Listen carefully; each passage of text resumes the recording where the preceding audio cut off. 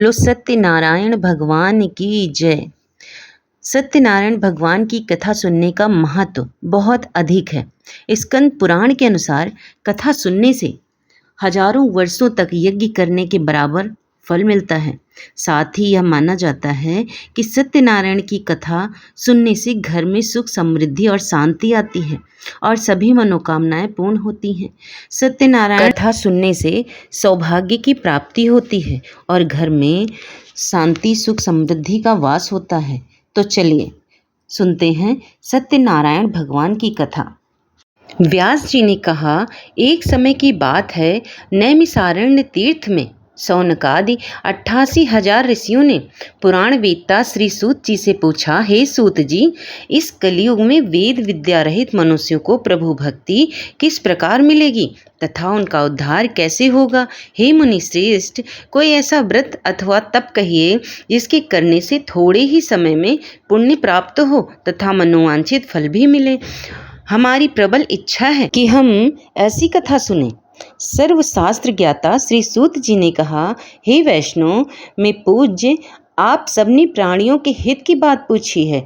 अब मैं उस श्रेष्ठ व्रत को आपसे कहूँगा जिसे नारद जी के पूछने पर लक्ष्मी नारायण भगवान ने उन्हें बताया था। कथा इस प्रकार है, आप सब सुने।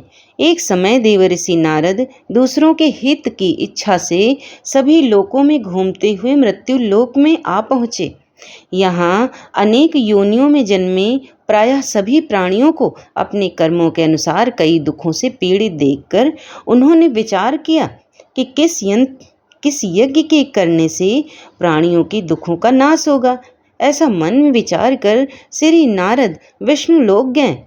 वहाँ श्वेत वर्ण और 4 भुजाओं वाले देवों के ईश नारायण को, जिनके हाथों में शंख चक्र गदा और पद्म थे तथा वरमाला पहने हुए थे, देखकर स्तुति करने लगे। नारद जी ने कहा, हे भगवान, आप अत्यंत शक्ति से संपन्न हैं। मन तथा वाणी भी आपको नहीं पा सकती। आपका आदि मध्य अंत भी नहीं है। आप निर्गुण स्वरूप सृष्टि के कारण भक्तों के दुखों को नष्ट करने वाले हो। आपको मेरा नमस्कार है। नारद जी से इस प्रकार की स्तुति सुनकर विष्णु बोले, हे मुनि श्रेष्ठ, आपके मन में क्या है? आप किस काम के लिए यहाँ आगमन हुआ है? निसंकोच कहें। तब नारद मुनि ने कहा, मृत्यु लोक में सब मनुष्य जो अनेक योनियों में पैदा हुए हैं, अपने अपने कर्मों द्वारा अनेक प्रकार के दुखों से पीड़ित हैं।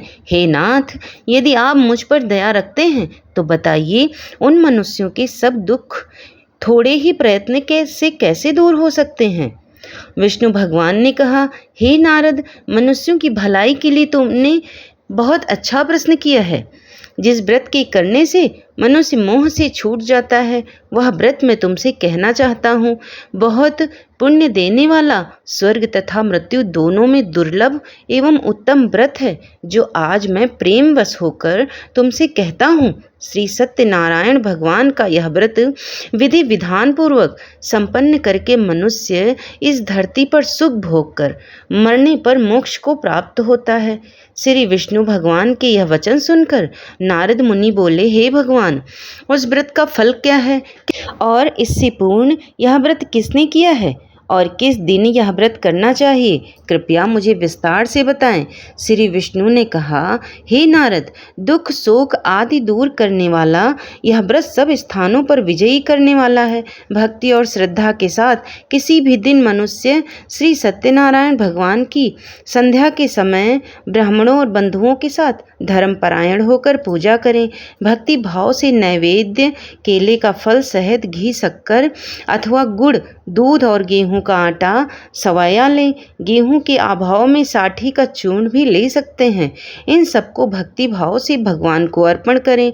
बंधु बांधवों सहित ब्राह्मणों को भोजन कराएं। इसके पश्चात स्वयं भोजन करें। रात्रि में नृत्य गीत आदि का आयोजन कर श्री सत्यनारायण भगवान का स्मरण करते हुए समय व्यतीत करें। कली काल में मृत्यु लोक में यही एक लघु उपाय है जिससे अल्प समय और अल्प धन में महान पुण्य प्राप्त हो सकता है। सूत जी ने कहा, हे ऋषियों, जिन्होंने पहले समय इस व्रत को किया है उनका इतिहास कहता हूँ, आप सब ध्यान से सुने। सुंदर काशीपुरी नगरी में एक अत्यंत निर्धन ब्राह्मण रहता था। वह ब्राह्मण भूख और प्यास से बेचैन होकर पृथ्वी पर घूमता रहता था। ब्राह्मणों से प्रेम करने वाले श्री विष्णु भगवान ने ब्राह्मण को देखकर एक दिन बूढ़े ब्राह्मण का रूप धारण कर निर्धन ब्राह्मण के पास जाकर आदर के साथ पूछा, हे विप्र, तुम नित्य ही दुखी होकर पृथ्वी पर क्यों घूमते हो? हे श्रेष्ठ ब्राह्मण, यह सब मुझसे कहो, मैं सुनना चाहता हूँ। दारिद्र ब्राह्मण ने कहा, मैं निर्धन ब्राह्मण हूँ, भिक्षा के लिए पृथ्वी पर फिरता हूँ। हे भगवान, यदि इससे छुटकारा पाने का कोई उपाय जानते हो तो कृपा करके मुझे बताएं। वृद्ध ब्राह्मण का रूप धारण किए श्री विष्णु भगवान ने कहा, हे ब्राह्मण, श्री सत्यनारायण भगवान मनोवांछित फल देने वाले हैं, इसलिए तुम उनका पूजन करो।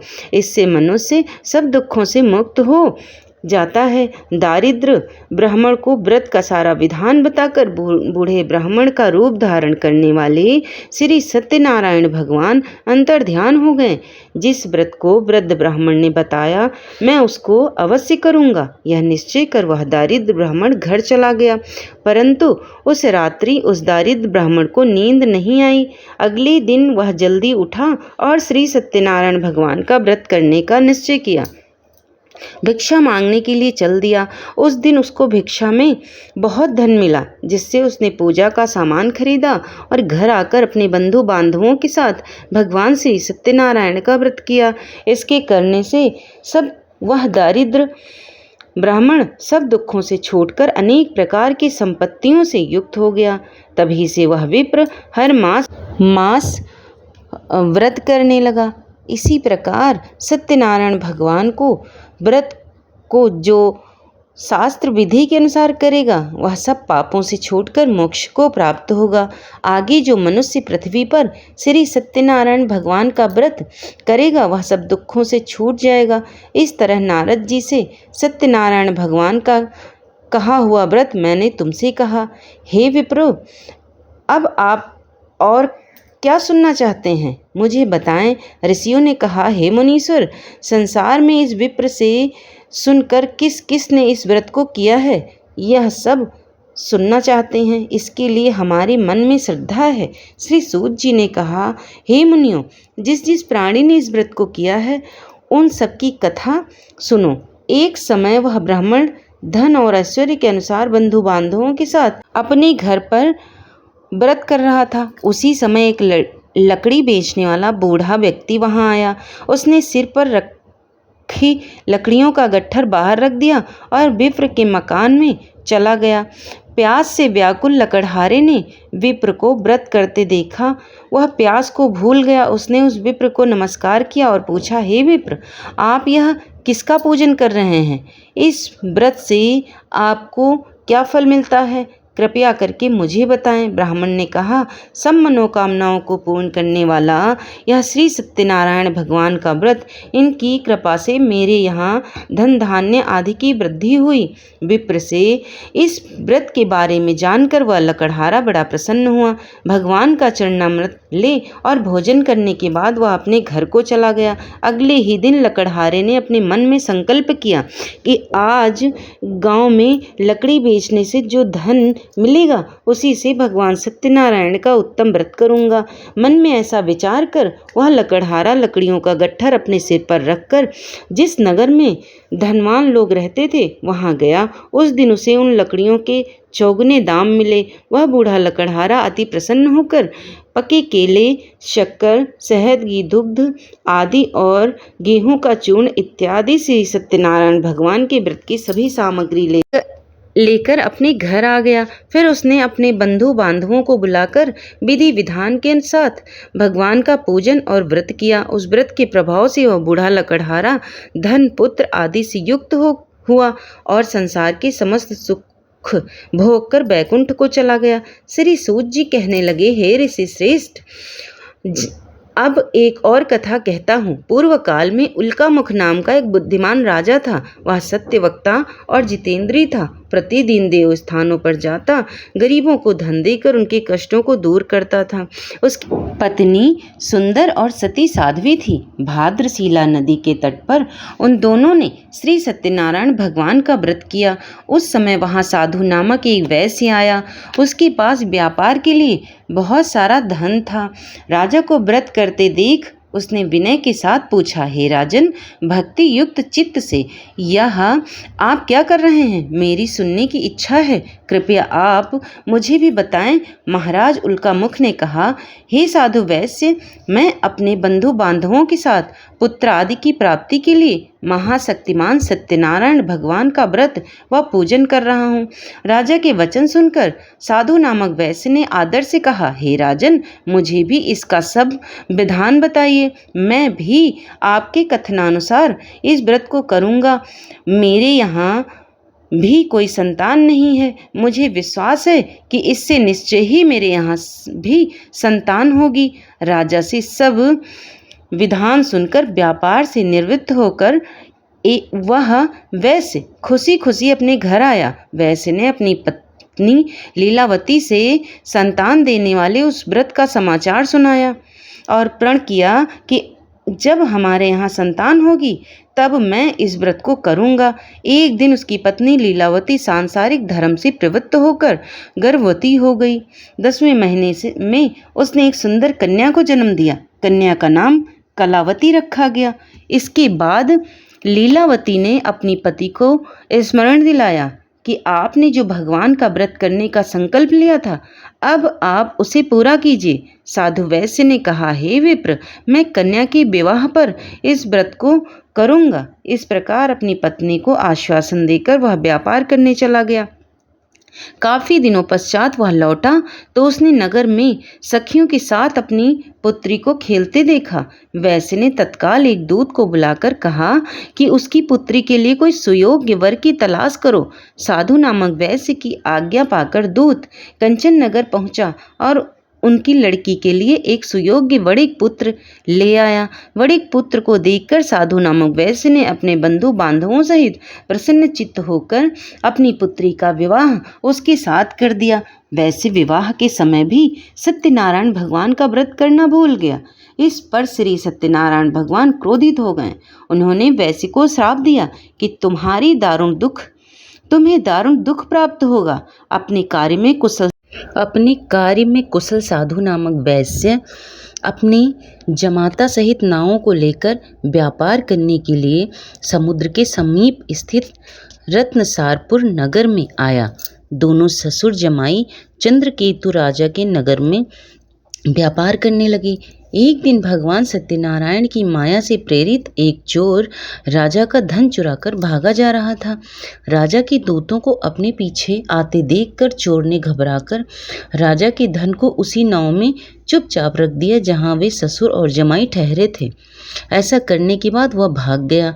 जब दूतों ने उस साधु वैश्य के पास राजा के धन को रखा देखा तो ससुर जमाता दोनों को बांध कर ले गए और राजा के समीप जाकर बोले, हम ये दो चोर पकड़कर लाए हैं, कृपया बताएं कि इन्हें क्या सजा दी जाए। राजा ने बिना उन दोनों की बात सुने ही उन्हें कारागार में डालने की आज्ञा दे दी।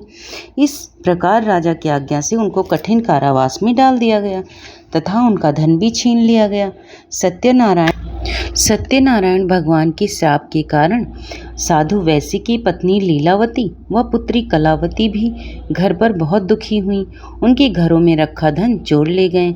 एक दिन शारीरिक व मानसिक पीड़ा तथा भूख प्यास से अति दुखी हो भोजन की चिंता में कलावती एक ब्राह्मण के घर गई। उसने ब्राह्मण को श्री सत्यनारायण भगवान का व्रत करते देखा। उसने कथा सुनी तथा प्रसाद ग्रहण कर रात को घर आई। माता ने कलावती से पूछा, हे पुत्री, तू अब तक कहाँ रही? वह तेरे मन में क्या है? कलावती बोली, हे माता, मैंने एक ब्राह्मण के घर श्री सत्यनारायण भगवान का व्रत होते देखा है। कलावती के वचन सुनकर लीलावती ने सत्यनारायण भगवान के पूजन की तैयारी की। उसने परिवार और बंधुओं सहित श्री नारायण भगवान का पूजन व व्रत किया और वर मांगा कि मेरे पति और दामाद शीघ्र ही घर वापस लौट आए। साथ ही भगवान से प्रार्थना की कि हम सबका अपराध क्षमा करो।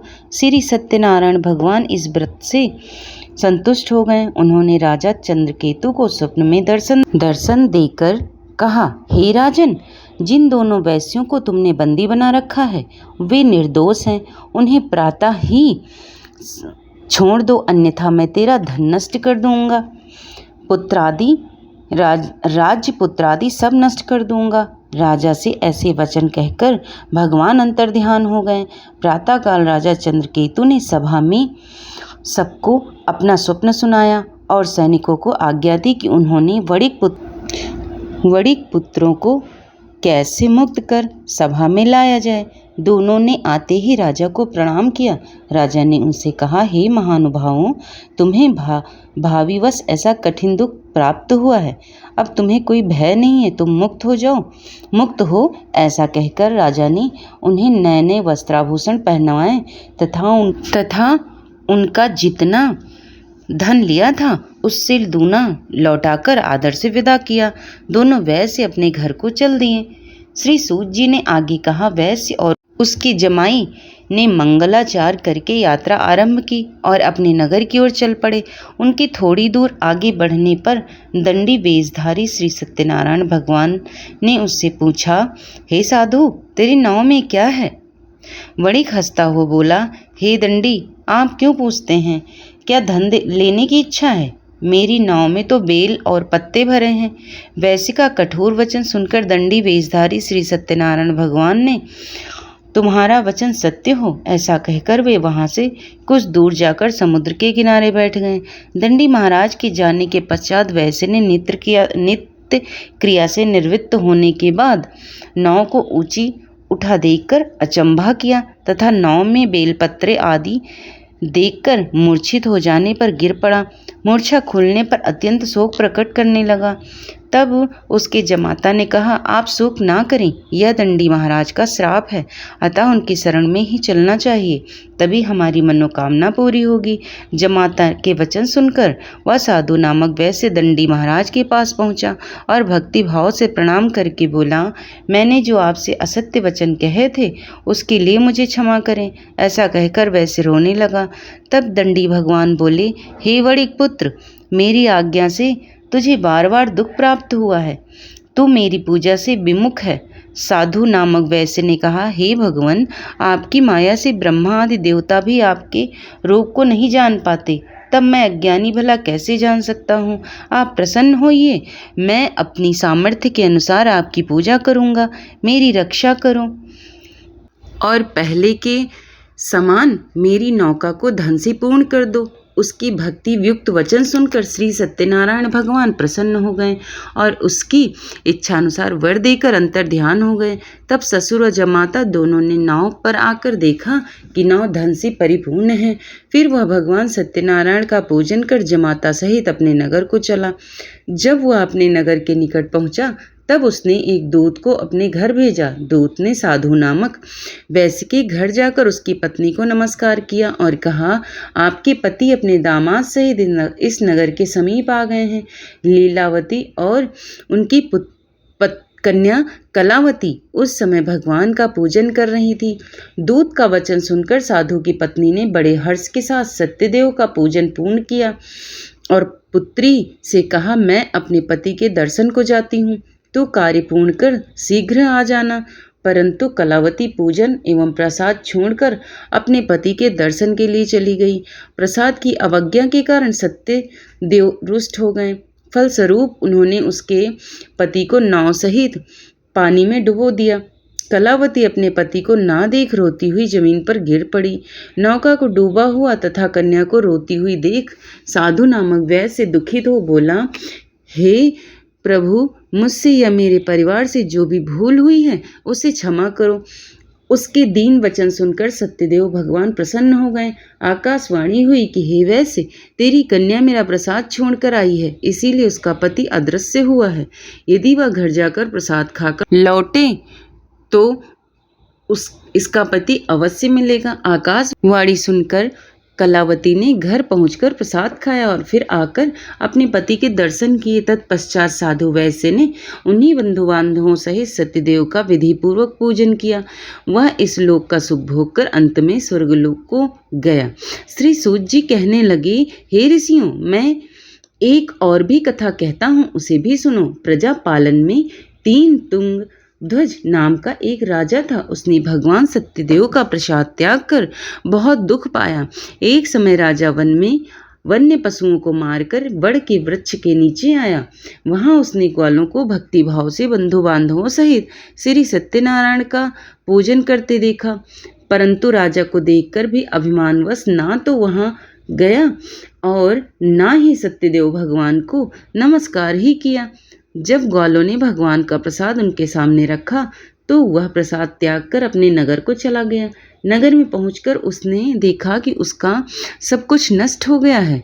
वह समझ गया यह सब भगवान सत्यदेव ने किया है। तब उसी स्थान पर वापस आया और ग्वालों के समीप गया और विधि पूर्वक पूजन कर प्रसाद खाया तो सत्यनारायण की कृपा से सब कुछ पहले जैसा हो गया और दीर्घकाल तक सुख भोग कर मरने तक स्वर्गलोक को चला गया। मरने पर स्वर्गलोक को चला गया। जो मनुष्य इस परम दुर्लभ व्रत को करेगा, श्री सत्यनारायण भगवान की कृपा से उसे धन धान्य की प्राप्ति होगी। निर्धन धनी बंधन से मुक्त होकर निर्भय हो जाता है। संतानहीन को संतान प्राप्ति होती है तथा सब मनोरथ पूर्ण होकर अंत में वह वैकुंठ धाम को जाता है।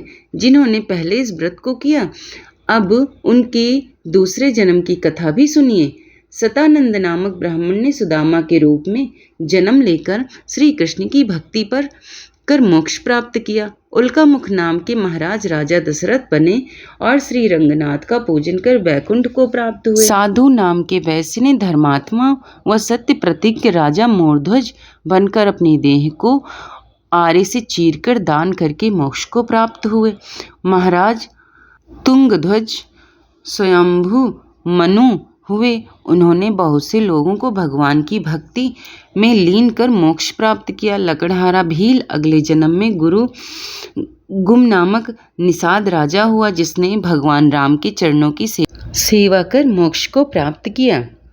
और कथा अब यहीं पर समाप्त होती है। अब सुनिए श्री सत्यनारायण भगवान की आरती।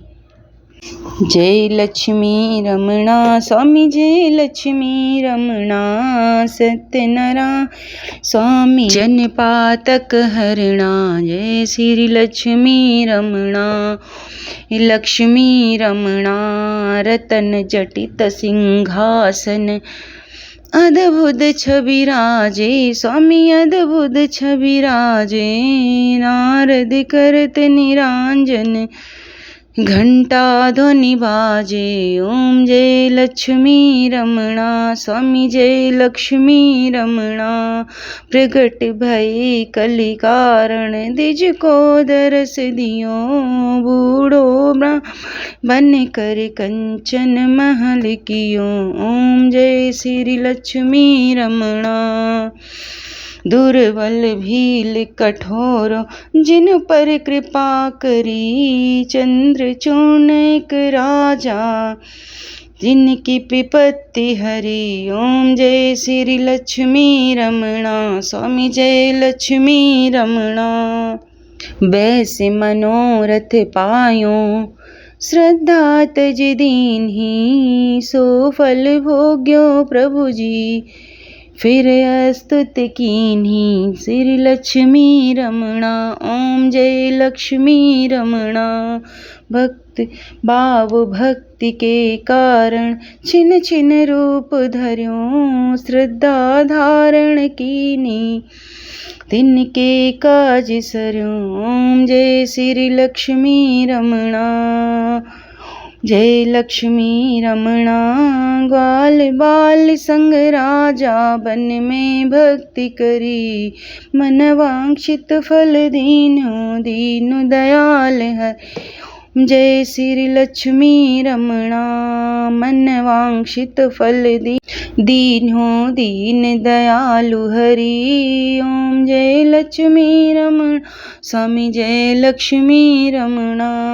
चढ़त प्रसाद सवायो कदली फल मेवा धूप दीप तुलसी से राजी सत्य देवा। जय श्री लक्ष्मी रमणा जय स्वामी लक्ष्मी रमणा स्वामी जय श्री लक्ष्मी रमणा। सत्यनारायण स्वामी जी की आरती जो कोई नर गावे रिद्धि सिद्धि सुख संपत्ति सहज रूप पावे। ओम जय लक्ष्मी रमण स्वामी जय श्री लक्ष्मी रमणा।